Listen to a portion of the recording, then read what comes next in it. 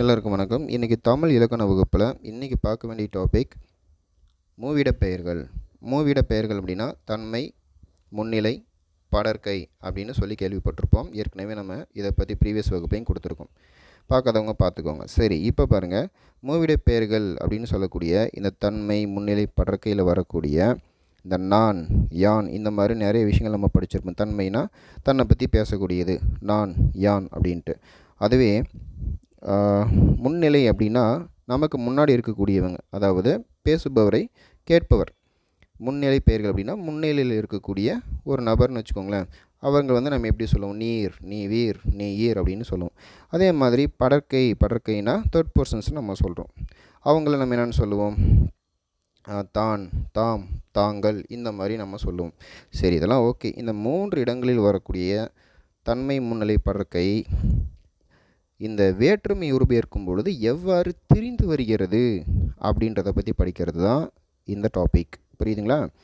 அப்போ பாருங்கள், மொத்தம் இருக்கக்கூடிய வேற்றுமை உருபுகளின் எண்ணிக்கை 8. ஆனால் நாம் என்ன பண்ணக்கூடாது? 8ம் கவுண்ட் பண்ணக்கூடாது. முதல் வேற்றுமை உருவானது எழுவாய் என்பதனால் அந்த முதல் வேற்றுமையானது வேண்டாம், அதை விட்டுட்டு இரண்டாவது வேற்றுமையிலேருந்து நாம் ஸ்டார்ட் பண்ணி ஆகணும். என்னது? ஐ, ஆள், கு, இன், அது, கண். ஐயாள்கு இன்னது கண். இது நீங்கள் மனப்பாடமாவது பண்ணி முடிச்சிருங்க. இந்த 7 வேற்றுமையை பாருங்கள். முதலாம் வேற்றுமை என்பது எழுவாய், அதை விட்டுருங்க. இரண்டாம் வேற்றுமையானது ஐ, மூன்றாம் வேற்றுமை ஆள், நான்காம் வேற்றுமை கு, ஐந்தாம் வேற்றுமை இன், ஆறாம் வேற்றுமை அது, ஏழாம் வேற்றுமை கண். அப்போது ஸ்டார்டிங் ஃப்ரம் 2 to 7 அவ்வளோதான். இப்போ இதில் பாருங்கள், தன்மை, முன்னிலை, படற்கை அப்படின்றத மூவிட பெயர்களை ஏற்கும் பொழுது எவ்வாறு திரியும் என்பதை பற்றி இந்த வகுப்பில் நம்ம பார்க்க போகிறோம். இதில் பாருங்கள், உதாரணத்திற்கு தன்மை பெயர்கள் அப்படின்னா தன்னை பற்றி பேசுபவர் அல்லது பேசும் பொருளை பற்றி கூறுவது, இதுதான் தன்மை பெயர்கள் அப்படின்னு சொல்கிறோம். சரி, இப்போ தன்மை பெயர்கள் எடுத்துக்கிட்டிங்கன்னா ஒருமையிலும் வரும், பன்மையிலும் வரும். அதே போல தான் முன்னிலையிலும் ஒருமையிலும் வரும், பன்மையிலும் வரும், படற்கையிலும் ஒருமையிலும் வரும், பன்மையிலும் வரும். இதை பற்றி ஒன்று ஒன்று பார்க்கலாம்.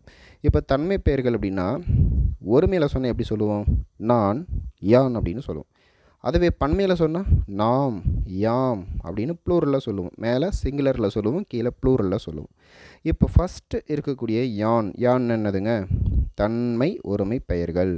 அப்போ யான் அப்படின்ற இந்த தன்மை ஒருமை பெயரை எடுத்துக்கிட்டோம் அப்படின்னா இது வேற்றுமை உருவை ஏற்றுக்கொண்ட பிறகு என்னவாக தெரியும் அப்படின்னா எண் என தெரியும்.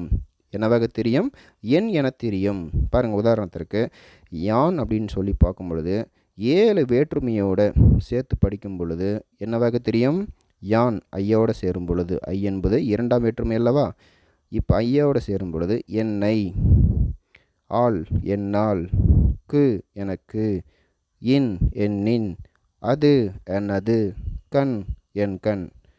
ஓகேங்களா? அப்போது யான் என்பது இரண்டாவது வேற்றுமையோடு சேரும் பொழுது என்னை என்றும், மூன்றாவது வேற்றுமை உருவோடு சேரும் பொழுது என்னால் என்றும், நான்காம் வேற்றுமை எனக்கு, ஐந்தாம் வேற்றுமை என்னின், ஆறாம் வேற்றுமை எனது, ஏழாம் வேற்றுமை கண்.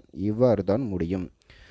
ரைட் சைடில் நான் எக்ஸாம்பிள் கொடுத்துருப்பேன். என்னை பிடிக்குமா, என்னால் முடியும், இந்த மாதிரி சில எக்ஸாம்பிள்ஸை நான் கொடுத்துருப்பேன். அப்போது யான் என்ற தன்மை ஒருமை பெயரானது வேற்றுமை உருவை ஏற்கும் பொழுது எவ்வாறு தெரியும் என்றால் எண் என தெரியும். புரியுதுங்களா? பாருங்கள், எண் என தெரியும். இதெல்லாம் எக்ஸாம்பிள். அடுத்தது யாம். யாம் என்பது தன்மை பன்மை பெயர். இது வேற்றுமை உரிமை ஏற்கும் பொழுது எவ்வாறு தெரியும்? எம் என தெரியும். மொத்தம் 7 வேற்றுமையை உருவோடு சேரும் பொழுது எவ்வாறு தெரியும்? எம் என தான் தெரியும். பாருங்கள், எம்மை, எம்மாள், எமக்கு, எம்மீன், எமது, எங்கண் என்று வரும். புரியுதுங்களா? அடுத்தது நாம் எனக்கூடிய தன்மை பன்மை பெயரானது நம் என குறுகி ஒலிக்கும். நாம் என்பது நம் என்று குறுகும் பொழுது அதை நம்ம என்னன்னு சொல்கிறோம்? ஓகே, நாம் அப்படின்றது நம்மை, நம்மால், நமக்கு, நம்மை, நமது, நன்கண். அப்போ நம் என்ற வார்த்தை தான் அப்படியே குறுகி வருது. நாம் என்பது நம்ம மாறி போச்சா? அவ்வளோதான் விஷயம். ஆனால் மீனிங் எல்லாம் ஒன்று தான். நாம் அப்படின்னாலும் ஒன்று தான். நம்மை, நமக்கு, நம்மால் இந்த மாதிரி வரும். அடுத்தது யாங்கள் நாங்கள் என்னும் தன்மை பன்மை பெயர்கள் வேற்றுமை உருவை ஏற்கும் பொழுது எங்கள் என தெரியும். அப்போது எங்களை, எங்களால், எங்களுக்கு, எங்களின், எங்களது, ஏழாவது வேற்றுமை உருவானது எங்கட்கண். இவ்வாறு தான் முடியும்.